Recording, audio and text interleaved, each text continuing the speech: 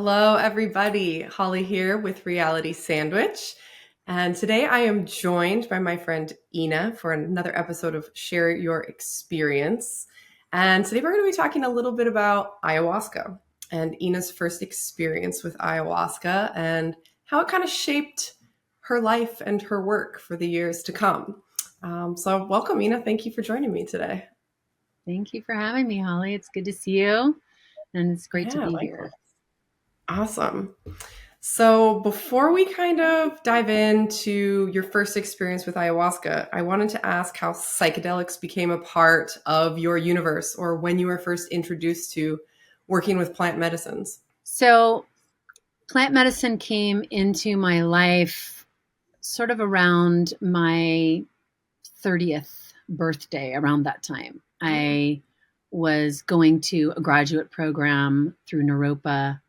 They had a Berkeley campus, and I decided to do a program called the Indigenous Science Program, and it was studying and learning with Indigenous elders from all around the world. And through this program, I ended up meeting this man from France and living in France and following this path of Lakota Native American practices, traditions, ceremonies. And that's when plants started to enter into my world. We weren't imbibing them, but we were utilizing them, working with them, learning from them as well through the Sweat Lodge and in Vision Quests and in different kinds of ceremonial and ritual experiences. I did not grow up with psychedelics in my world, my family. It was no, there was no option for drugs. I grew up in a very religious home and a very controlled environment. And so drugs were never an option. It wasn't even something to learn about or hear about. I was told to stay away from it. And so I did. I was a good Christian girl and I wasn't exposed to that. And so my journeys overseas, where I was living in France at the time and working with Lakota traditions and sweat lodge ceremonies and vision quests. This all created this ground for awakening, including my master's program. And it started to lift the veil, so to speak, for me about different ways of approaching spirituality and different ways of connecting to something deeper within me. Because growing up in a religious environment, it was only this one book and it was only this one God, and there was no other option. And when I left that and started doing my own inquiry, it was quite scary and isolating. I know I'm going to date myself when I say this, but this was before really like I had access to the internet. There were internet cafes and traveling, but there wasn't access to read all about all the thousands of people who've left a religious environment, or people who've never done psychedelics, or people who were interested in psychedelics or indigenous wisdom. There was none of that accessible to me. So I was very isolated and alone in my journey of deeper inquiry and connection. And in that process, I experienced a lot of depression, debilitating depression, and extreme anxiety. And I had never really experienced that before or had come to be aware that I was feeling depressed and anxious. So, fast forward a few years later, in my mid 30s, I met my husband and partner now, Howard, and we met through some mutual friends because Howard was a recording producer and studio producer, and I was working in music in LA and wanting to record some music, and someone introduced us and we began working on an album together. And in that process of creating an album, it's very personal, it's very vulnerable, and a lot of things were starting to come up for me emotionally. And I didn't know this, but Howard had experience with psychedelics and plant medicine. And he offered me an opportunity. I had never done psychedelics before. The first time I smoked pot, I think I was, I don't know, 33 maybe. Oh, So wow. drugs, psychedelics, Yeah. drinking, like none of that was in my life. And also, I was a very high performing athlete. So I think that took up a lot of that space and focus for me, for my body. And that also influenced my choices on how I was treating my body, because I went as far as almost making the Olympic team. So I went very high in my sports. And yet I didn't go high in my consciousness or awareness outside of Yeah. any altered experiences. So when I met Howard and he offered this opportunity for me to meet plants, I was very afraid. I didn't want to take something that I could become dependent on or addicted to. I had these previous beliefs and ideas and fears that weren't grounded in anything except just conditioning, but still they were mine. And so ultimately, eventually, I decided to first take some vine, and so I took the MAO inhibitor, the vine aspect of ayahuasca, and that was very safe for me and dreamy, and I felt I very didn't even. connected to the earth and felt very grounding for me. And I said, "Great, I think I can do this. I feel okay doing this." This psychedelic. If this Interesting. was what it's like, then I'll say I didn't yes. even know that. I guess that was a thing that that there was an experience Drinking to the be had vine. with just the vine itself. Yes. Okay. Interesting. Is it like a more of a maybe a body high then perhaps, or is it mental, or Um, what are the yeah, effects I like? wouldn't say it's a body high. I felt very um, dreamy, sleepy, um, very grounded in my body. You know, looking back, I can share the contrast to doing the MAO inhibitor with the DMT aspect of the leaf of the chacruna plant, right? So you've got the vine and the leaf combined to create that experience. But the first experience of just working with the vine for me felt like it created this relationship of trust where I knew that I wasn't going to lose my mind. I mean, little did I know, but that's Feeling coming. more But confident. Feeling more confident, yeah, yeah. more confident and just safe because again, this is unique. I know because I have sat with thousands of people and I rarely hear people have the story that I have, which is not doing any drugs ever Right. Yeah, until yeah. sitting with this work.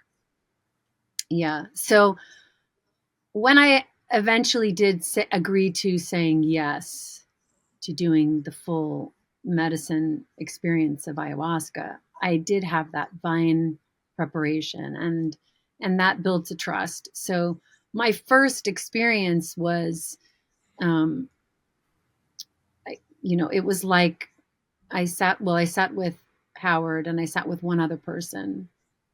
And the reason why I paused and hesitated is because you would have thought there were 45 people in the room with all the things that were coming out of me and what was happening and how much purging was going on and releasing. And again, it was my very first psychedelic experience. So I had no idea how to ride what was coming. I mean, I was prepared and I was given tools in preparation, but still, there was nothing that could have prepared me for that first experience.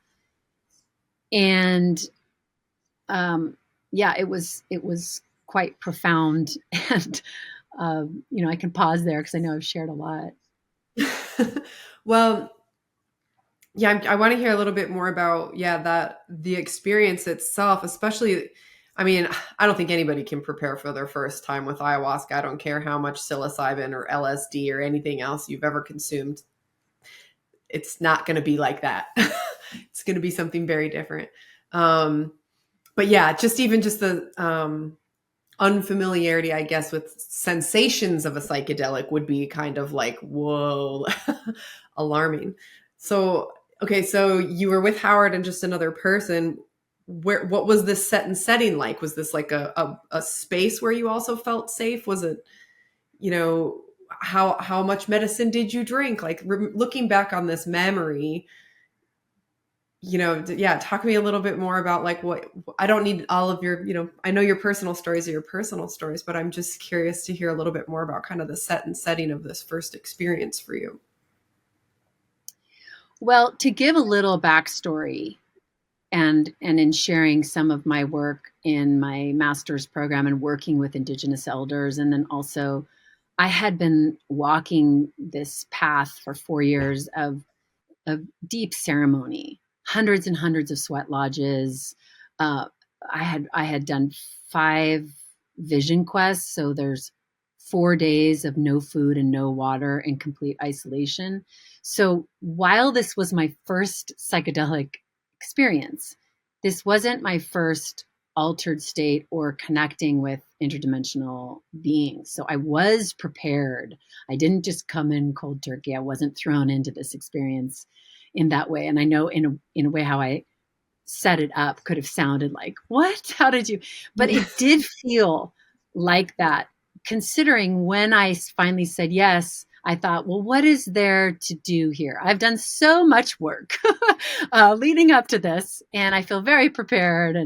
Um, and so I felt like that process really hit me like a powerful train because of my lack of ability to ride altered states in that way.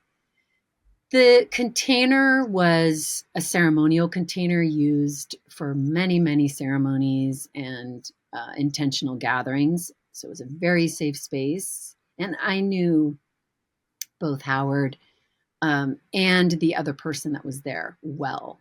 So these were people that I trusted. And in fact, I felt so good being in a small container at that Yeah. point because I was so inexperienced with this particular type of healing work and altered state, physical altered state work, that it just felt really good for it to be intimate and with trusted people.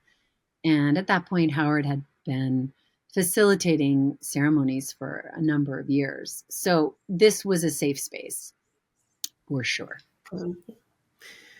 Was it a scary experience? Was it a beautiful experience? Was it all of that and everything else? Yeah, as so many people say, it was so many things. I know that in the very beginning, and this is an interesting note for me because this is just a recent experience. My right when I drank the medicine, within minutes, and I'm going to get personal here, but my ovaries started to feel like I saw flames, obviously not in the literal world, but my ovaries were on fire, burning.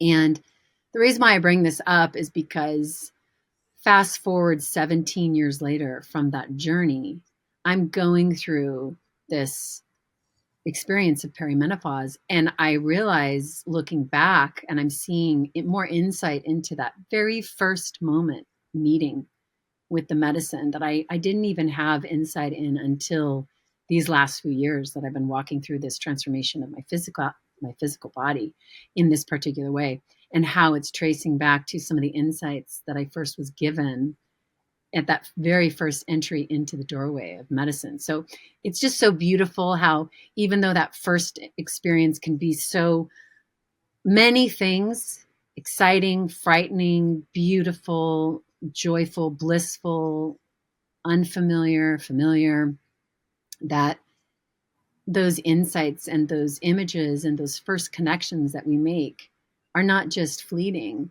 that they're informing and building the foundation for relationship for infinity for as long as we're here to make those connections. So yeah, I that love first experience was completely unraveling of everything and yet putting so many pieces together for me. I knew in that first medicine ceremony that this was my medicine, in the sense that I had been searching for something like this my whole life, and I didn't even realize that this was what I had been searching for.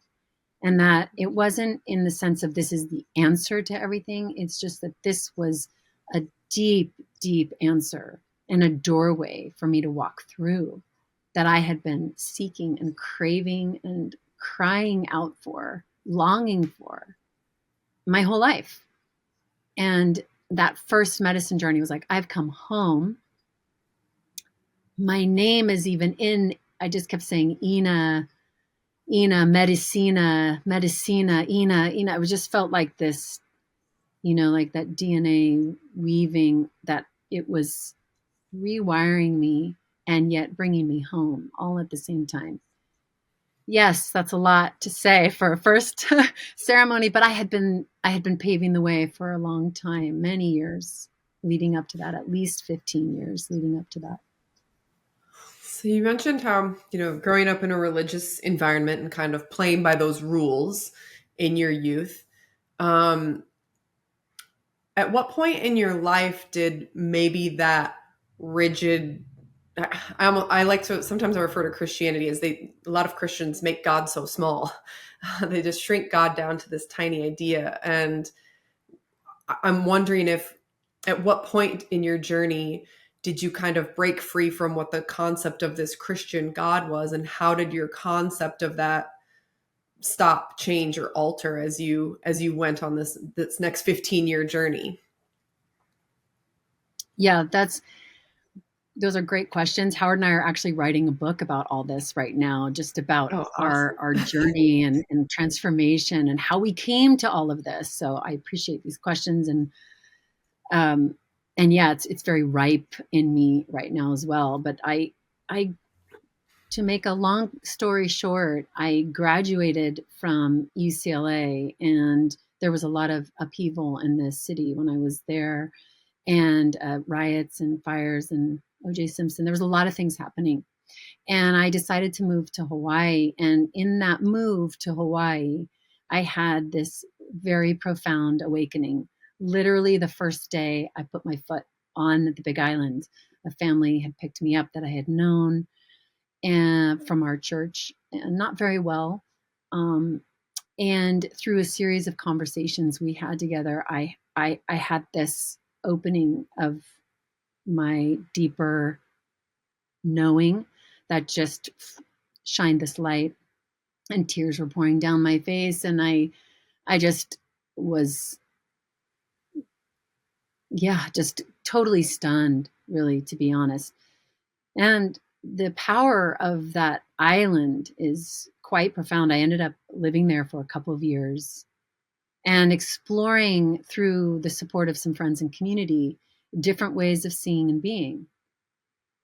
And I go into this even more in the process of the book, but just really talking about how I came to this awakening when I love my family, I love God, I wanted to serve Jesus. I wasn't necessarily looking to step out of Christianity. It actually, in a way, was this. It awakened me. I don't know how to explain it, but this couple particular questions that my friends were asking me, and I guess just my heart and being ready in my mind, being ready to be open to receive another way, because I was a very, very strong Christian, witnessing, having Bible studies. I mean, I grew up in a very, very focused, committed Christian family.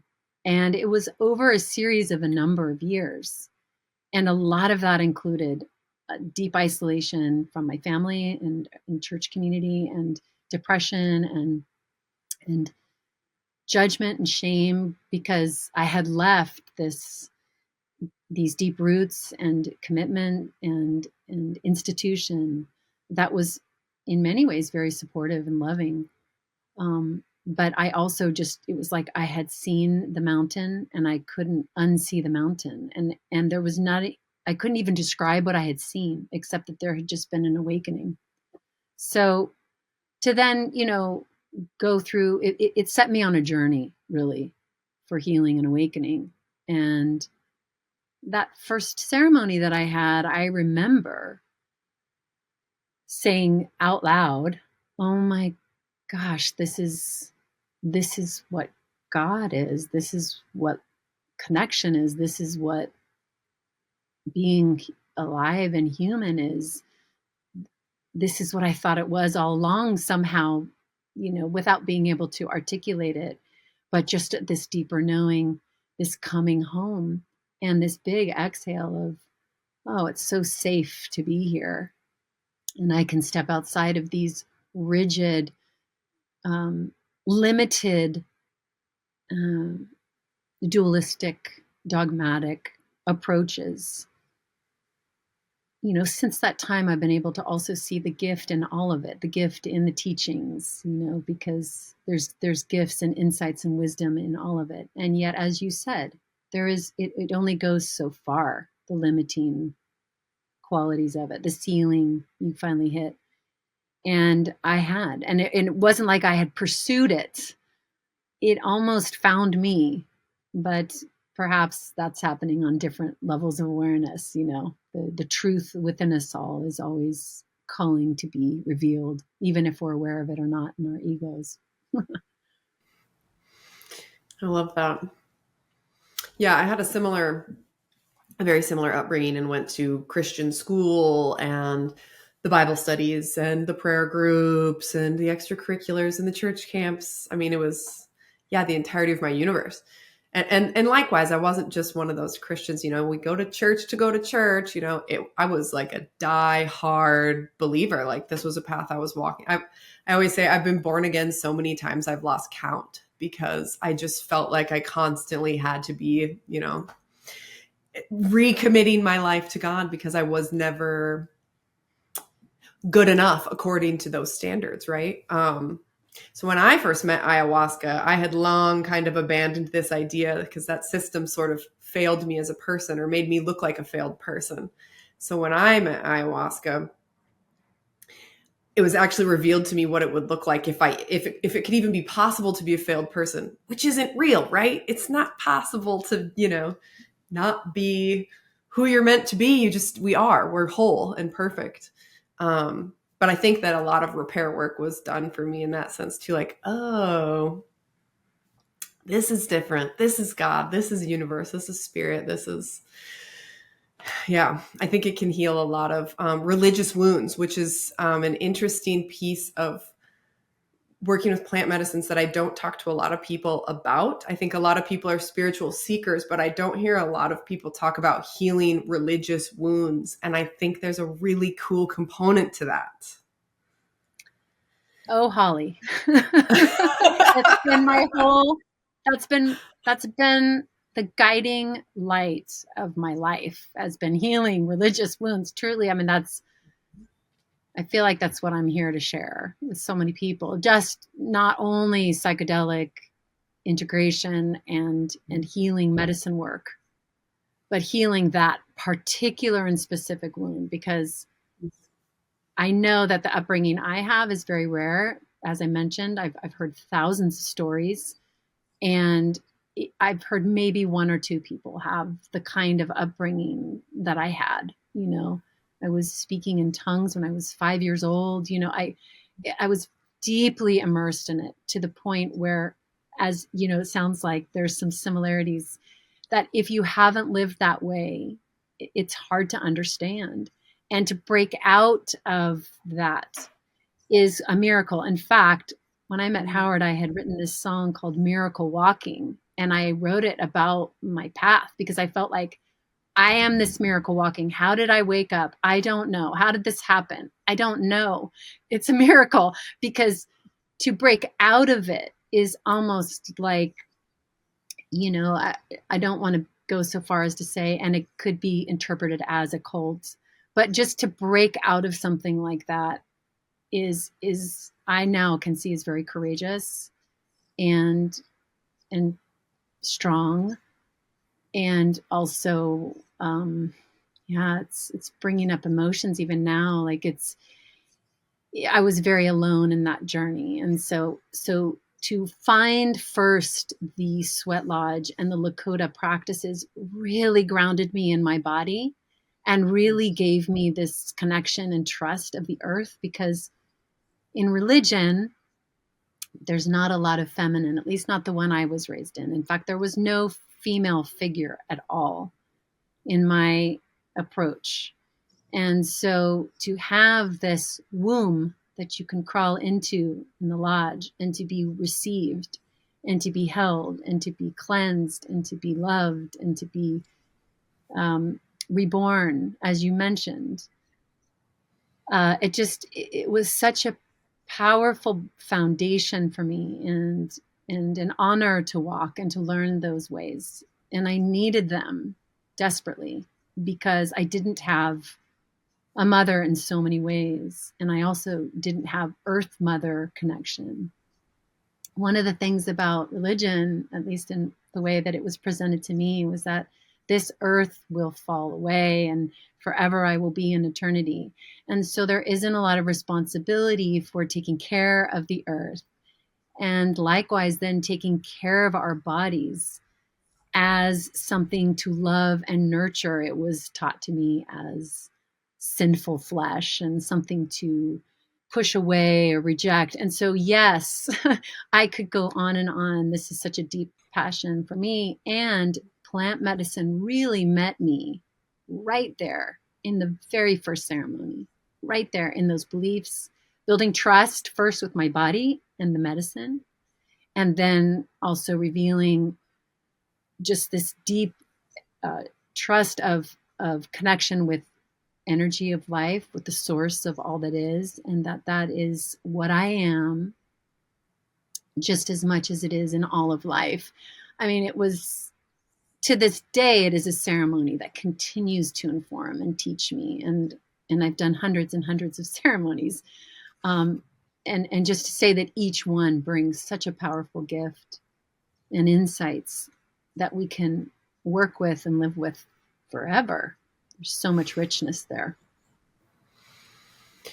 So after this first experience, did you initially think, you had said that you discovered, this is my medicine, but did you initially think like, great, when can we do this again? Or was it a longer time span before you sat for the second time? I can't really quite remember.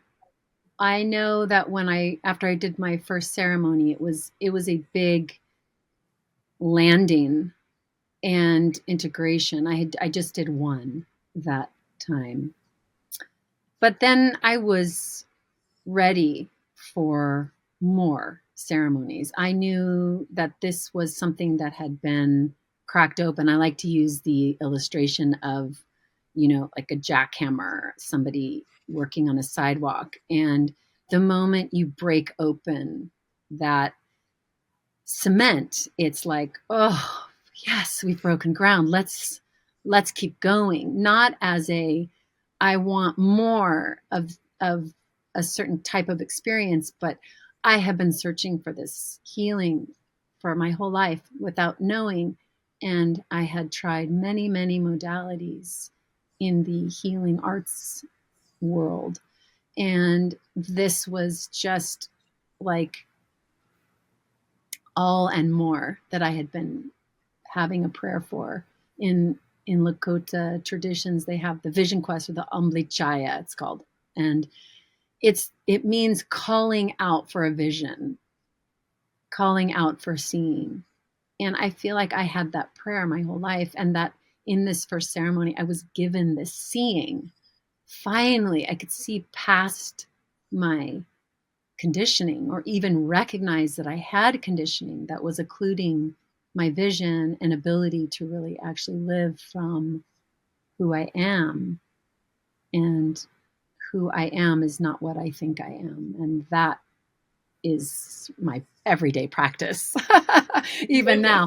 But that was definitely the door opening. And then eventually, I started doing more and more ceremonies because Howard and I got into a relationship shortly after that.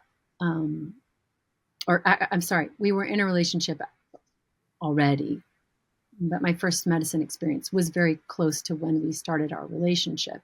And then we started doing more ceremonies. Howard was facilitating, so we were doing ceremonies, and I was sitting in many ceremonies, and then we started to facilitate together. But that's down the road. But yeah, I was here for it. And when I said it was my medicine, I didn't mean mine as in I own it, or mine as in this is my identity. It was just more like, this is my medicine. Oh my gosh. Like, Mm-hmm. you go to Hawaii and you sit at the beach and you go, this is my life. I'd like to, yes, this is where I want to live. It was like that. It was like, Mm-hmm. this is the water for this parched soul. Thank you. Thank you. Yeah. So I want to shift just a little bit because this is a question I have always wanted to ask you since we very first met. So for anybody listening here, I sat in ceremony with Howard and Ena 7 or 8 years ago now, very long time. And they're both talented and incredible musicians, just amazing artists. I'll drop some of Thank their music in the you. show notes so anybody can tune in. But there's something wild and amazing and primal and incredible that happens to your voice in ceremony. I don't know how I could ever possibly describe this inspiration that moves through you, but I'll never forget what it sounds like. And I just Mm. want to thank you for it, for one. Oh, And I wanted to ask you how this medicine has inspired your music and how you reach that place of creation and sound. well, first, thank you. That's very touching. And just always so grateful to even be able to be a part of this sound current and how it impacts my own inner world and body, and then to get to witness that too. And when I say that, people often say, wait, what do you mean you're being impacted by it? And just to say that when I'm singing in ceremony, and this happens all the time, if not as it's unfolding, the unfolding meaning the singing, is that there are many times where I'm listening and going, wow, this is so amazing. And I laugh because it's as if I'm also listening and going, who's singing? Oh, I'm singing, like, because Mhm. yeah, so a lot of people ask me, where did you train or where did you learn this? I think it's been just this accumulation of my life journey, singing in the church, growing up, and then, writing music in my 20s, and then singing in hundreds of lodges. As I said, I was one of the singers. And so I learned how to sing in incredibly intense environments where there's a lot of steam and people crying and people gasping and still needing to sing when I'm hot and sweating and gasping for air. So when I came to the medicine, and there was a lot of music in my being already, and a lot of practice in ceremony. And in the initial few months and years working with the medicine, I was singing some of these traditional songs, and then just being present in the ceremony until I actually started to work with master plants and started doing plant dietas. And that's when everything really changed, because the plants, not that ayahuasca isn't a teacher, of course she is, but these master plants that I was doing dietas with, which is really working with a particular plant in the vegetalismo practice, and practicing certain dietary restrictions and intentions and etc. That shifted everything, shifted my relationship with not only ayahuasca, but also sound, that I was starting to sing in ways that I had never heard before. My voice was making sounds I didn't know existed. And most of, well, all of the plant songs, the plant medicine songs that are sung, in our ceremonies are sung in the moment. They've never been sung before. So I am following this sound current, and doing my best to not get in the way, to step aside as much as possible, if not 100%. And if I can stop the thinking mind and the analytical mind, which the plants help me do, then the sound comes through, and I like to call it the songs are surgical tools and prescriptions needed for that particular group of people in that particular moment, and that what I think Ena thinks is needed may not be what's most suited and served for you or another person in the circle's needs. And so that's why for me, I'm just like, wow, I can't believe this is happening, because it's not a conceptual creation for me. I'm not sitting here going, well, I'm going to sing this song and I'm going to sing this note because that's needed. I'm really, you know, I don't like to use the word channel because it's very charged, but just to open up the river. And I do look back at my religious training and think, wow, I kind of joke and say I've been speaking in tongues my whole life. I've just shifted languages a little. Yeah.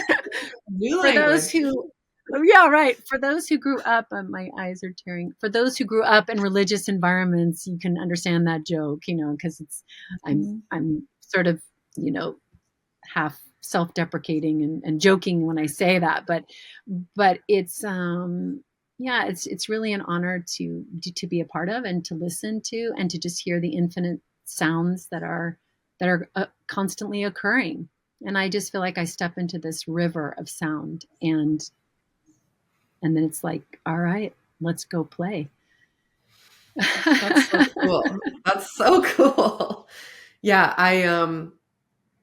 that's like you had kind of said too, like, how these little things come back with time, like these little nuggets from a ceremony will just pop up, and right when they're meant to, sometimes years later, there've been just a little thought or a tiny image that I remember. I'm like, oh, I see that now here all these years later. But I swear your voice is one of those things for me. Like there've been times in meditation where I can almost just hear that pitch shift.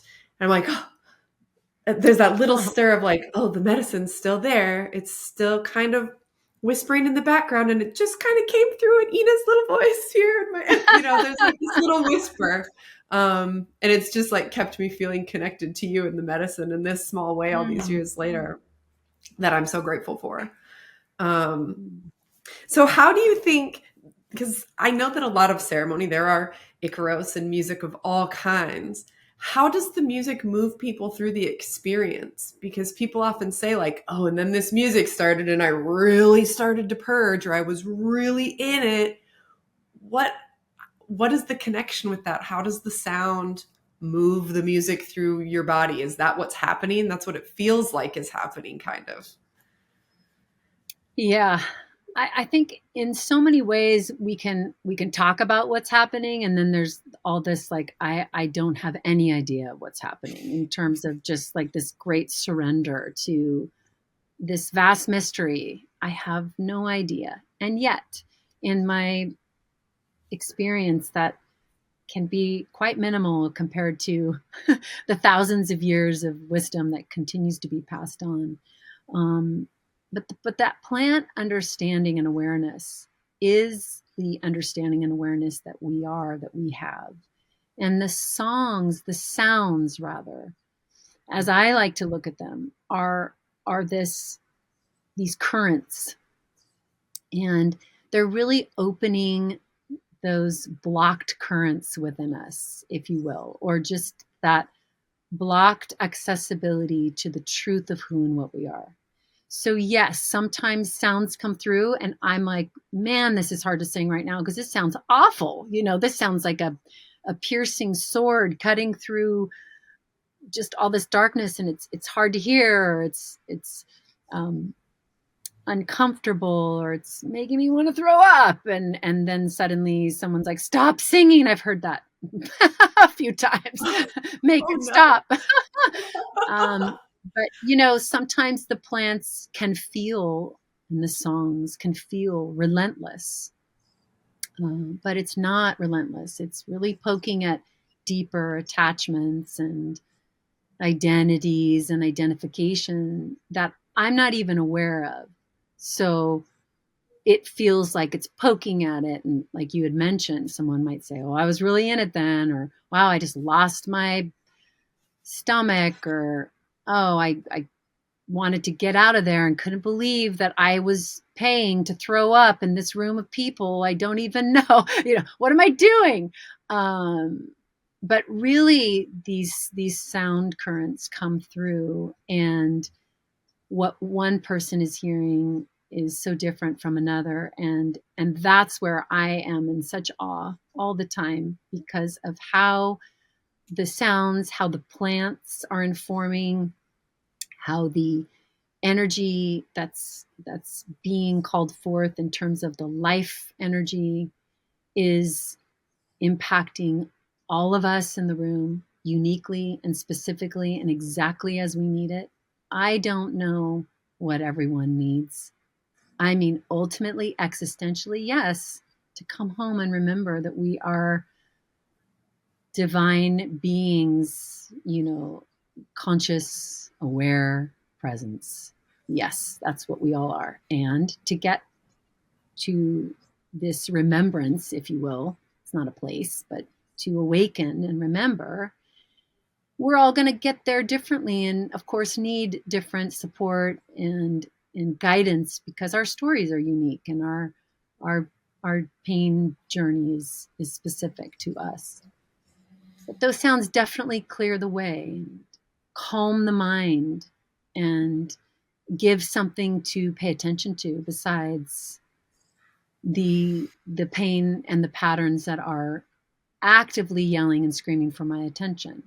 So it can redirect, and also it can stir up those beliefs to the point where it supports the release in whatever way that looks like, if that's vomiting or crying or shivering or needing to go to the bathroom or whatever it is, or just looking at the pattern itself, watching that busy rapid mind go brrr, and it gives that awareness, it gives that place to see, that the sound gives the space and the place to see, and it opens that up, and then we can relax a little bit and go, oh, okay, let's look at this. Sometimes we don't want to look at it, and it makes it harder, more painful.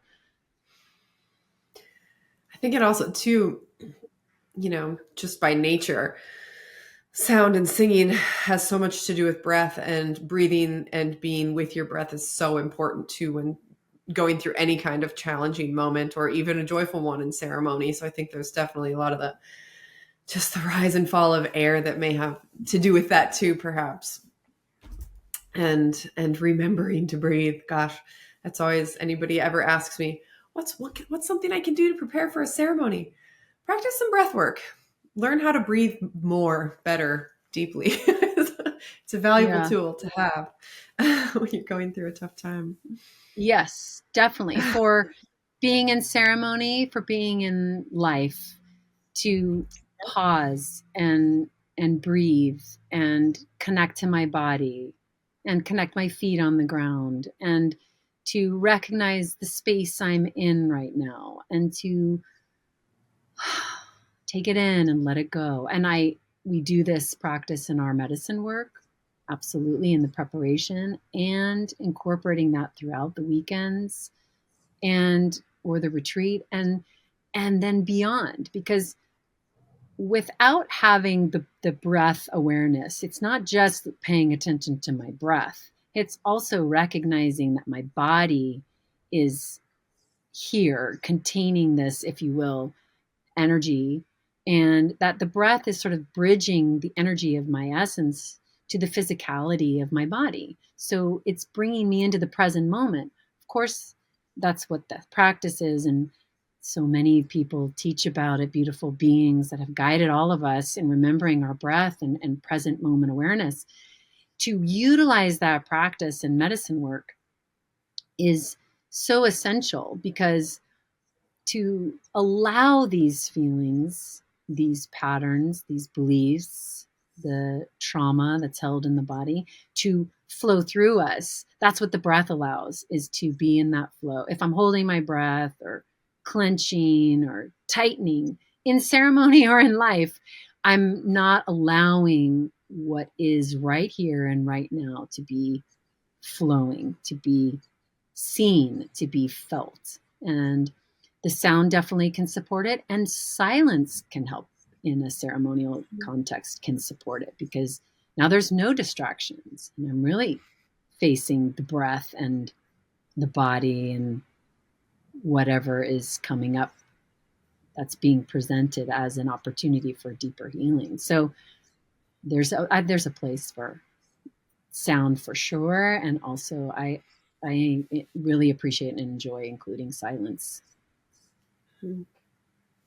Okay. So, all of these experiences you've had, the many, many, many times that you have drank ayahuasca, have these experiences been incredibly individual, or has this just been building for years and years and years? Like, how do these experiences layer on top of one another?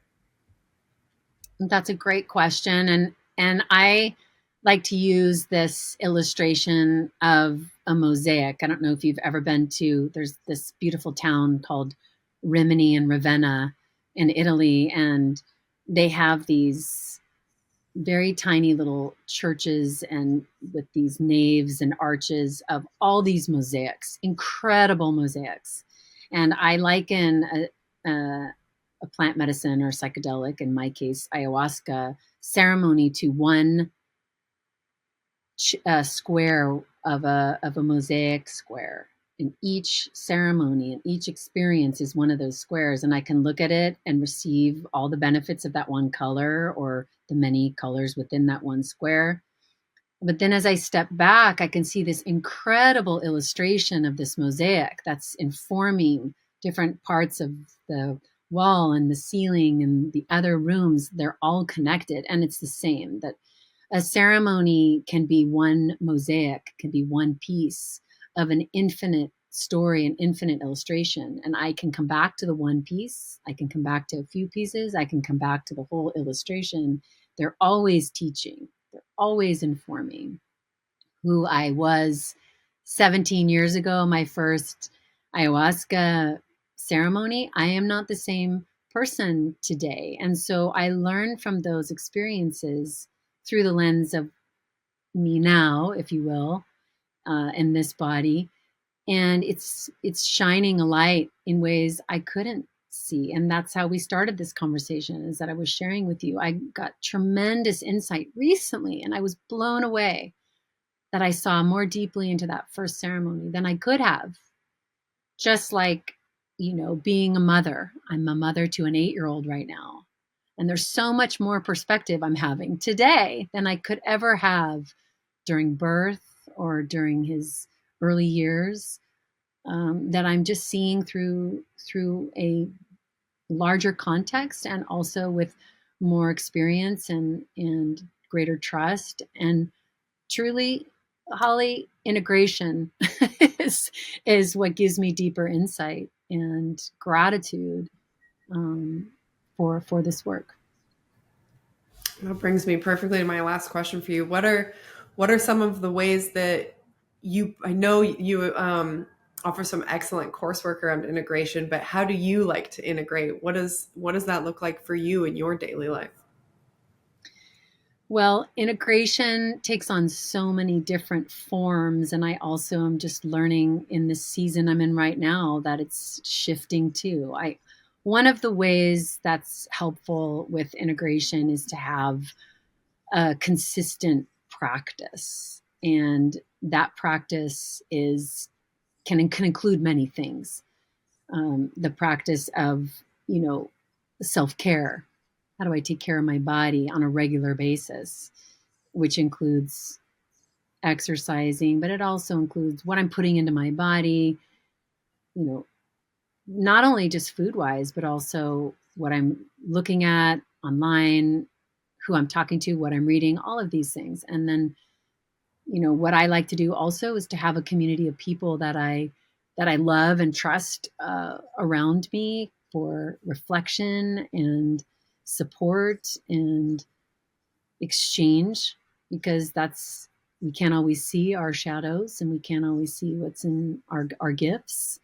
And it's important to have people around us to help us. And when we're struggling, to remind us of who we are and to support us to find that help where we can get it. And so practicing breath work too is really like a moment to moment experience for me. I remember when I first had my son, and I felt like getting a shower once a week was just a phenomenal feat. I truly, it was the most disorienting experience I'd ever had, was having a newborn and just nursing every couple hours and being exhausted. I didn't have time for anything. I did not have time for me, and I was really falling apart. And I remember there was this one moment where I thought, if I could have one conscious breath a day, I have taken one step to self-care. And that one conscious breath could be the nourishment that I need. And so every day at noon, I was doing one conscious breath. And then I started realizing, I have another time. I could do one here, or I can do one now. And so I would incorporate them when I could. But that one conscious breath and knowing that I was giving that to myself started to change how then I was getting self-care in other areas. I wanted to share that because it doesn't have to be this massive self-care program or integration calendar. It can be very simple, but the practice is consistency in the sense of doing it daily, because we need it. We need to remember. We need to come home, and we need rituals and practices that help us remember our connection to the truth of what we are. Without those practices and without the consistency, it's really easy to forget and spiral into old patterns and old beliefs that brought us to the medicine in the first place. So it doesn't mean we're not gonna ever forget. No, we're human, and that's part of it. But to get so far away that I can't find my way back to what is the truth within me, that's why we need these consistent practices. And it's to incorporate them and to honor that is needed, that it's not like, I've done enough ceremonies or I've done enough rituals or practices, I don't need it anymore. No, it's just like, well, today's new. What I've done in the past it's not happening right now. Today is what's happening. So then what is my practice right now? I love that. I think that's just a powerful reminder, even on the darkest days or the toughest times, if you can just take one conscious breath a day, just that small action can really have quite a lot of power. Yeah. That. Yes. It seems so minimal and so small, but it's actually not. It can be 100% transformative. Yeah, I love that. That feels like a perfect place to close. Everybody take a deep breath today. Remember. We could take a deep breath right now. Okay, yeah. Inhale, everyone.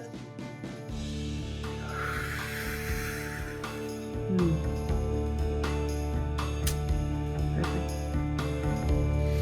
Oh, thank you so much, Ena. It's been really, really great to connect with you today.